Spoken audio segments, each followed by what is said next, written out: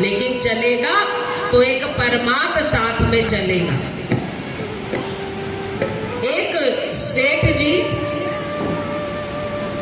के पास बहुत धन दौलत थी, लेकिन धन दौलत भी होती है तो उसके साथ दिल भी होता है।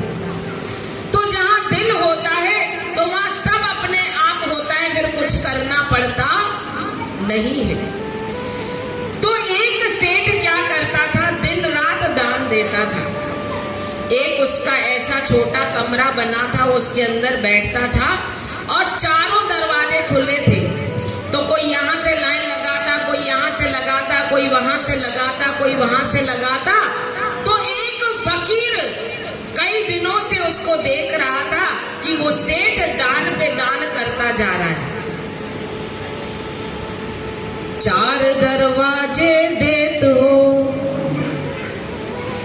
चार दरवाजे देत हो, कहो कहां से सीखियो। दिन रेत वो दे रहा है, चारों दरवाजे से देता है। तो वो फकीर देखता है कि चारों दरवाजों से देता ही, कहां से इसने सीखा कि कोई बार बार आ रहा है, कोई 2 बार आ रहा है, कोई 1 बार आ रहा है, लाइन लगी पड़ी है, इसको कोई चिंता ही नहीं है, बस देता ही जा रहा है, देता ही जा रहा है। तो सेठ जी से कहा कि चारों दरवाजे देत हो, कहो कहां से सीखियो। तो सेठ जी कहता है, देवनहार कोई और है, देवे दिन और रे, नाम मेरो करे तापे नीचे ने। कि लोग नाम मेरा करते हैं, देने वाला तो कोई और है, जो दिन रात मुझे देता है, इसलिए मैं नीचे सर करके उसको बांटता हूं कि लोग मेरा नाम करते, लेकिन मेरा कुछ भी, जो हम गाते हैं कि मेरा मुझ में कुछ नहीं, जो कुछ है सो तेरा, तेरा तुझको सौंप के क्या लागे मेरा। हम गाते हैं ये अक्सर रोज, लेकिन क्या कर पाते हैं? अगर कर ले तो क्या बात है, करना चाहिए, लेकिन क्या हम कर पाते हैं? क्योंकि भगवान ने तो हमको सब कुछ दिया, लेकिन गुरु भी दिया, गुरु के साथ हमको मंत्र भी दिया, और मंत्र के साथ हमको दरबार भी दी, दरबार के साथ हमको सत्संग भी दिया, सत्संग भी दिया, ज्ञान भी दिया, सब कुछ दिया, जो हमको दिन रात समझाता है। बस करना है तो क्या करना है? उस सत्संग की वाणी को जीवन में धारण करना है। जैसे एक परीक्षा होती है, एक बालक के पेपर थे। जब वो पेपर देने गया, 10th का बोर्ड की परीक्षा थी, तो जब वो पेपर देने गया, तो जब पेपर उसके सामने आया, तो जब उसने 1 से लेकर जितने भी क्वेश्चन थे सारे पढ़ डाले। होता है ना, पेपर मिलता है तो हम पहले क्वेश्चन पढ़ते हैं, तो जो सबसे अच्छे से उत्तर मालूम होता है तो हम पहले वह लिखते हैं। तो उसने सारे क्वेश्चन पढ़ डाले। जब सारे क्वेश्चन पढ़े तो उसको एक भी क्वेश्चन का आंसर नहीं आ रहा था। अब वो क्या करे? उसने क्वेश्चन पढ़े, कोई भी उत्तर नहीं आ रहा था, तो वो परेशान हो गया। वो परेशान हो गया कि अब मैं क्या करूं? तो उसने क्या किया? पेपर के पीछे एक लाइन लिख दी, अपने सर को एक लाइन लिख दी कि किस्मत की कुंजी तेरे हाथ है, अगर पास कर दे तो क्या बात है। एक लाइन लिख दी कि किस्मत की कुंजी तेरे हाथ है, अगर पास कर दे तो क्या बात है। और वो लिख कर चला गया।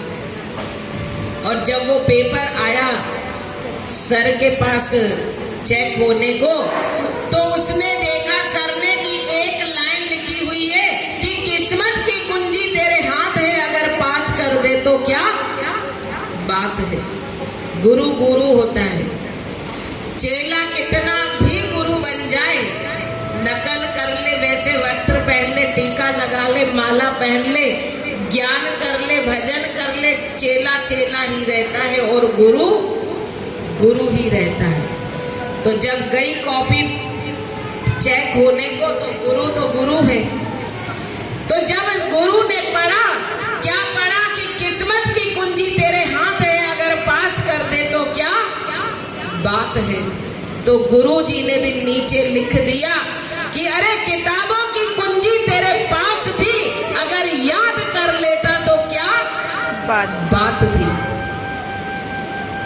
कि किताबों की कुंजी तेरे पास थी, याद कर लेता तो क्या बात थी।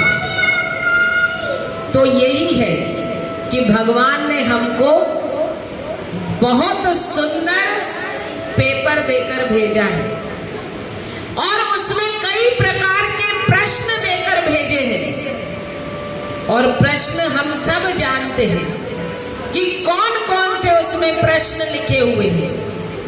कौन से प्रश्न देकर भगवान ने भेजा है कि सत्कर्म करें, परोपकार करें, पूजा करें, पाठ करें, दान करें, दया करें, क्षमा करें, परोपकार करें।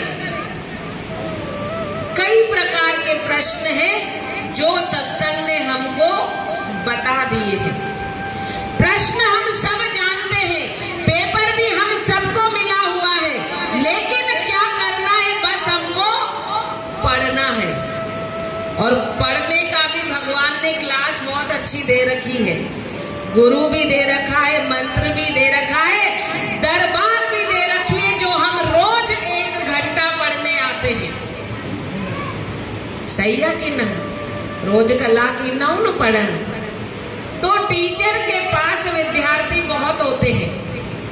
ध्यान देना, ताज्जुब की बात है कि एक क्लास में एक टीचर पढ़ाता है, लेकिन विद्यार्थी कितने होते हैं? किसी क्लास में 60 होते हैं, किसी में 70 होते हैं, किसी में 50 होते हैं।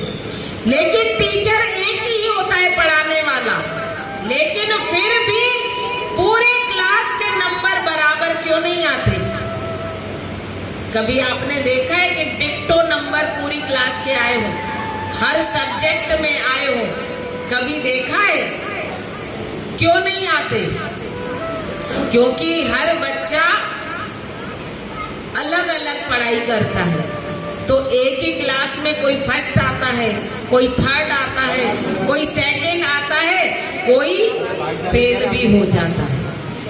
तो ऐसे ही भगवान ने हमको क्लास दे रखी है, क्वेश्चन पेपर भी दे रखा है। ये हमारे ऊपर है कि हम उसको कितना पढ़ सकते हैं। बस पढ़ तो हम सभी रहे हैं, लेकिन बस एक पुरुषार्थ करना है, पढ़ते पढ़ते ये ध्यान करना है कि मुझे पास होना है। जीवन में कोई भी कठिनाई आ जाए तो इस क्लास को याद कर लेना और मन में विचार कर लेना कि मुझे तो पास होना है। जब ये क्लास याद आएगी, झूलन साईं का दरबार याद आएगा, तो हर क्लास हम पास करते चले जाएंगे। बस जीवन में यही अभ्यास करना है और अपने जीवन को सुंदर और सार्थक बनाना है। बोलिए मिठड़े बाबल साईं की, झूलन साईं की जय।